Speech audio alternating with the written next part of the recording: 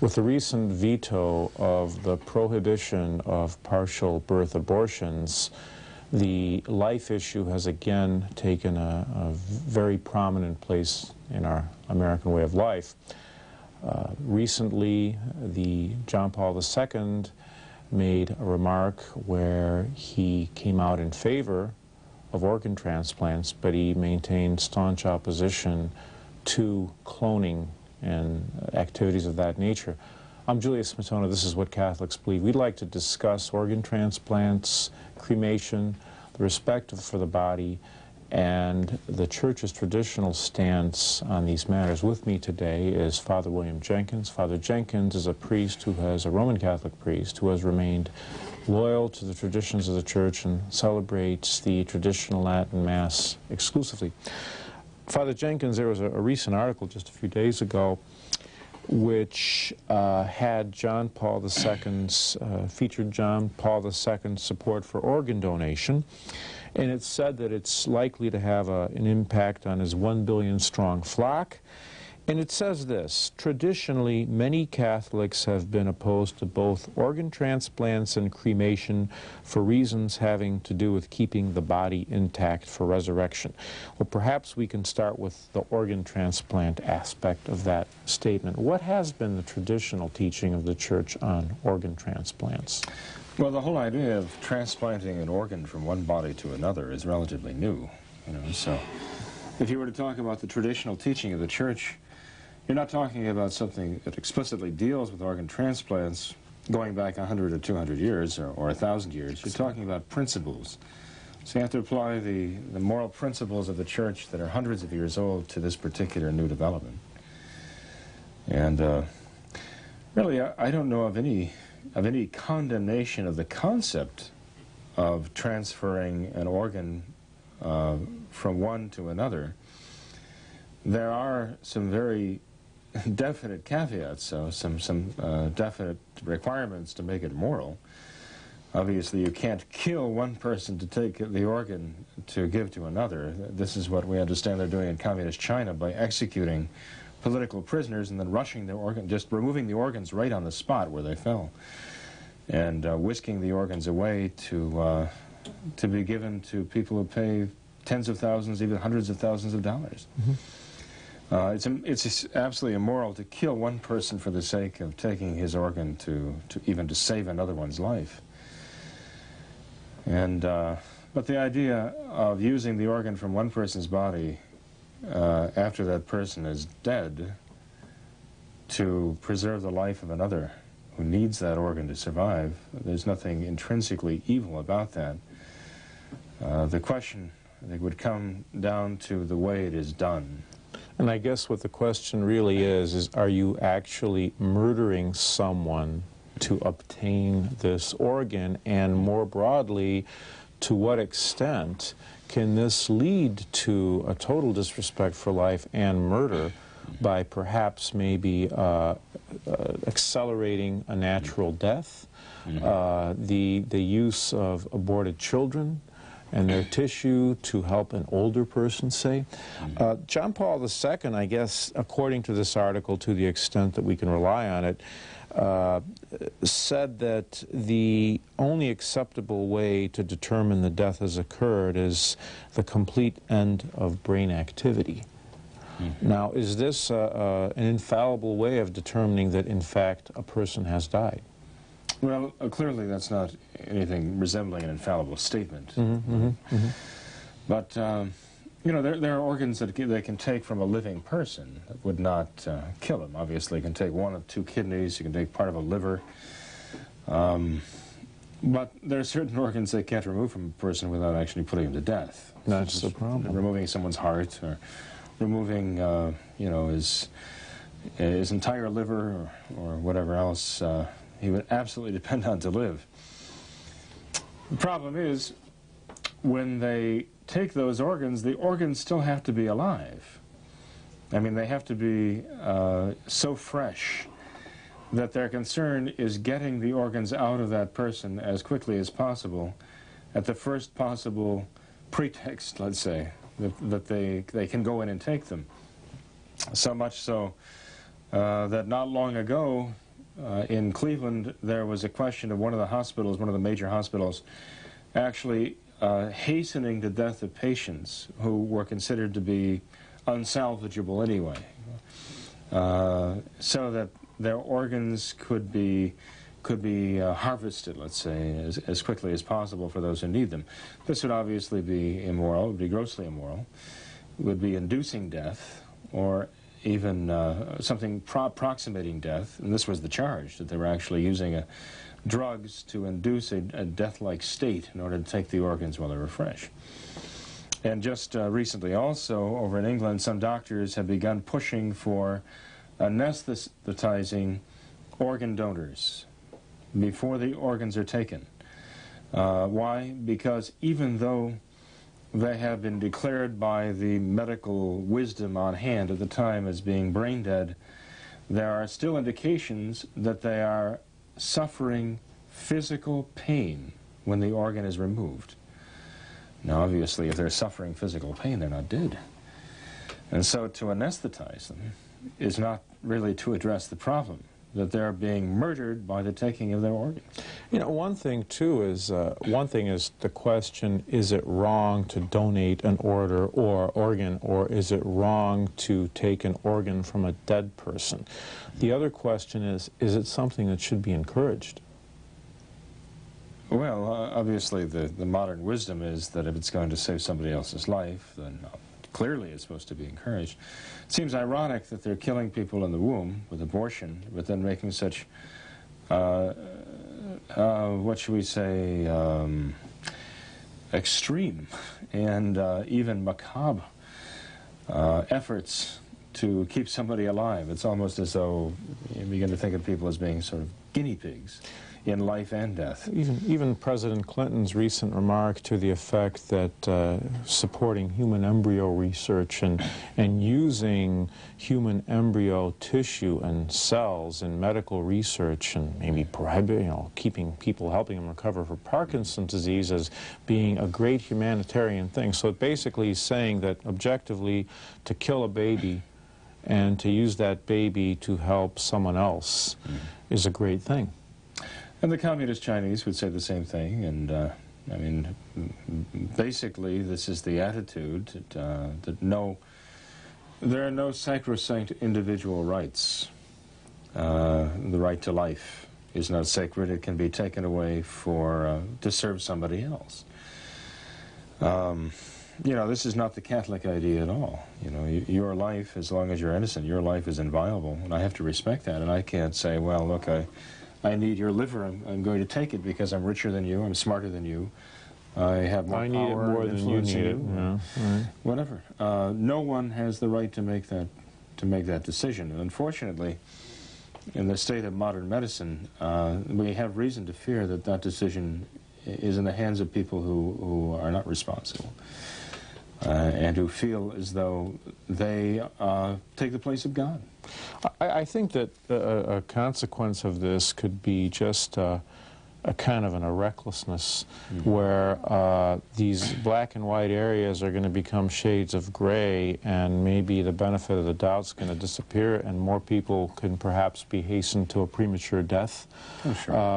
I don't see how it doesn't. Well, there have been reports of this going on in the Netherlands for quite a while now. Huge debate that went on in Australia for years and is still going on, you know, as far as euthanasia.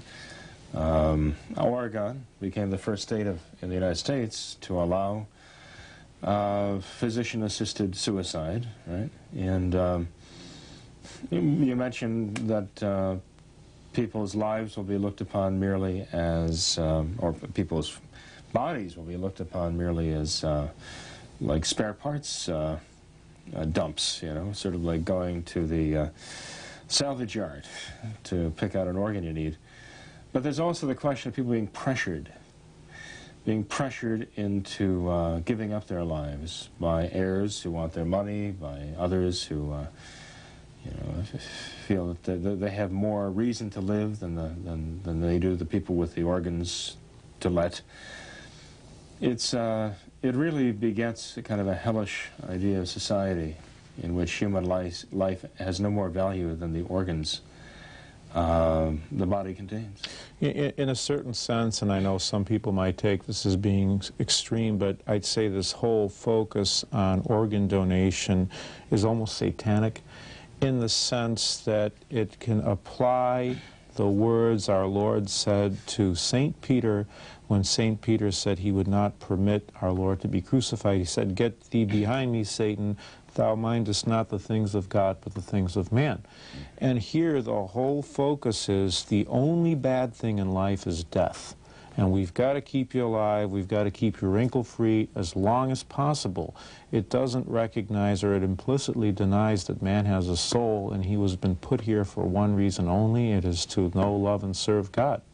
Well, when you say the only bad thing in life is death, I'm not so sure about that. I think their attitude would be more of this, that it is good for those to live whom we wish to live, and it is good for those to die whom we wish to die. Oh. And if there are people whom we consider better off dead, then they are better off dead. Mm-hmm. And we have a right to see to it. What do you make of this recent ban, or rather the veto which overturned the ban on partial birth abortions? What does this say about us as a country? Well, the fact that we've accepted it, even though the vast majority of Americans realize it's wrong, I think tells you that our priorities are all wrong. People are much more concerned about the bottom line in their checkbook and in their ledger books than they are with right and wrong, matters of right and wrong. And I think there are a lot of American people who realize that things are wrong, but they're not willing to make the sacrifices necessary to deal with them because they feel that this would somehow entail financial sacrifices. Is it true that a child who undergoes this horrific ordeal of partial birth abortion actually feels pain, if not excruciating pain? Oh, yes, and the doctors recognize that too. They know that's the case. In fact, I was talking to a nurse recently who explained to me that the official way we're told that partial birth abortion takes place is that the child is delivered up to the neck and then a scissors is rammed through the nape of the child's neck to make a hole, and through that puncture a tube is inserted and the child's brains are sucked out. She said that's actually not what happens often. She says because of the price that research labs will pay for the brains of that child, the brains are sometimes removed intact and sold. Again, just spare parts. It was a hellish society. It sounds like something right out of Aldous Huxley's Brave New World. It's scary that people hear this, they believe it's actually happening, and they don't react. They don't care. And you know, we talk about the poor Germans back in Nazi Germany and how they saw all these horrible things and they didn't react. I don't think our American people today are really much better. And the worst thing is that the president will oppose this bill and say this is a great act of virtue he is performing by vetoing a ban on partial birth abortions. Now that's... Right. Well, he comes across as being a very, very pious and very caring individual. But I think this shows a ruthlessness that goes very deep. This is like killing someone and saying, I'm doing this because I love you, you know. You know, Hitler promised to deliver the people from their economic hardship. And I don't know that that's really much different from promising people a booming economy and having the same effect, having them just overlook the problems and sweep them under the rug, like this partial birth abortion, which is so horrific. You know, there's a growing disregard for the body, the way the body is handled. As a priest, I often take care of the last rites for people who are dying, and also the funeral services, the Requiem Mass, the traditional Latin Requiem Mass for people. And I go to the funeral homes now, and often they have, you know, just a mausoleum chapel where they wheel the casket in. You can't even go to the gravesite to bless it. And sometimes people are just cremated, or their bodies are put in glorified filing cabinets, and the idea of the body being created by God from the earth and returning to the earth, that's being lost. There was always something holy about the old idea of the village with the church and the graves of the deceased parishioners going back hundreds of years, being buried all around the church. And every time people came to the church or passed by the church, they would always see their ancestors of 3, 4, 5 generations before, and they would pray for them. It always kept the deceased very close to the church, and it was like a bit of eternity right there, the parishioners who stepped out of time into eternity through death. There was something holy about it, and something also humbling about it for people. Now we have the cemeteries off somewhere, behind, hedge covered, what do we call it, wrought iron railings, and it's pretty much out of sight, out of mind. Even the disposal of the body now, we're talking about organ donation. Well, I unfortunately had a parishioner once who made the mistake of donating her body to research. I understand that when they're done with the bodies that they're cutting up and sawing up and ripping up, they just basically dump the parts into big 55-gallon drums and haul them out to be burned. And one medical student portrayed a scene to me of legs and arms sticking out of a big tub. There's no respect for the body there. You're watching What Catholics Believe. Father Jenkins, one of the things which perhaps many are finding very confusing is now the post-Vatican attitude towards cremation. If one were to look at traditional Catholic documents, if one looked at an old Catholic encyclopedia on the subject of cremation, it would be referred to as a horrible act. People who wanted to be cremated would be refused Christian burial. It was condemned by St. Augustine. And now, apparently under the new Code of Canon Law, this is an acceptable practice, and not only in some very, very special circumstances where always it would have been permitted, like in a time of grave disease or epidemic, but it's a routine, common practice. I know of relatives who've been cremated. We've seen that John Kennedy, after his death, was cremated as well. What are we to make of this, where in an official document, the post-Vatican II Church says, hey, cremation's fine, and if you look at the Code of Canon Law before that, it would have said, no way, this is terrible. What is that telling us? Well, I think we have to understand the Church's traditional prohibition of cremation in light of the Church's teaching of respect and reverence for the body.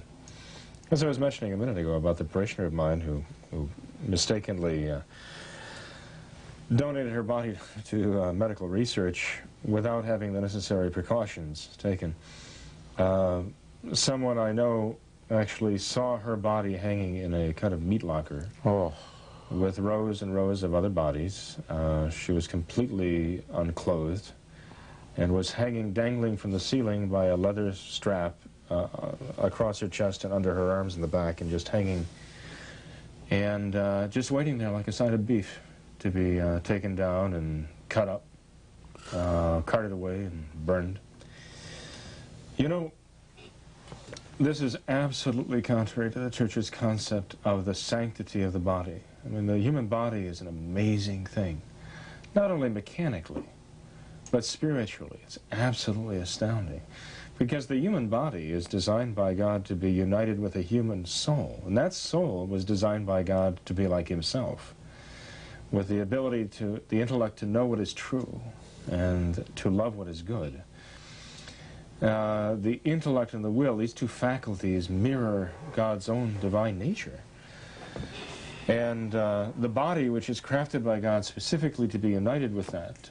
I mean, you think about what the soul makes the body do. The body is made of the same chemicals as the earth we walk on.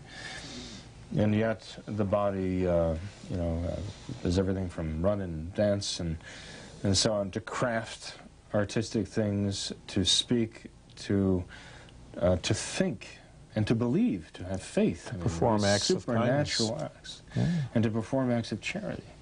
I mean, these are divine, these are godlike actions, And then to take the body and just to treat it as a piece of trash after the soul has left, that's very wrong. Not only that, but it can be an implicit denial of the resurrection, of the belief in the resurrection of the body from the dead. And that would be a denial of Christ, a denial of Christianity. So the Church has always insisted on a respect for the human body. Now, only the Catholic Church has insisted on that respect, because she's really the only one who has this concept of the holiness of you know, God's creation. And if you look at the pagan religions, I mean, they all somehow glory in the destruction of the body. And you notice something, by the way, about the cremation going on in America right now. After the bodies are cremated, they always have some touchy-feely ceremony with the ashes. You know, there's Uncle Harry. Yeah, we blow Uncle Harry to the wind, we shoot him into space, we make an amulet of him, some of his ashes, and I hang it around my neck. I have it in an urn on the This way he can be very close to me. Yeah. Mm-hmm. But mostly it's a matter of releasing his spirit to the winds, or you know, he loved the sea, and so we return his spirit to the seas. This is a very New Age idea, where there's no real distinction between the body and the soul. The person is this pile of ashes. Oh, there is Uncle Harry. That's not Uncle Harry.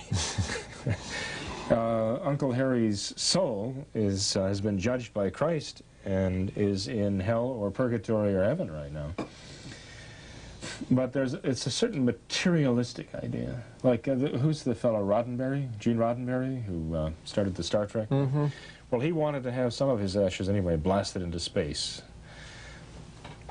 What is the significance of that? I mean, does he really believe that Gene Roddenberry is going to now become a star? Huh? Become a star, or what? So there's a certain New Age pagan materialism that is behind this idea. How do you reconcile how this institution, which can, post-Vatican II church, can come out and put out a canon which approves cremation, and this institution can now condone it, encourage it almost, whereas a short time before this would have been something which one would become excommunicated for encouraging, perhaps, or would be denied Christian burial. It was declared to be a horrible act. The saints and the fathers of the church have condemned it. How does one reconcile this?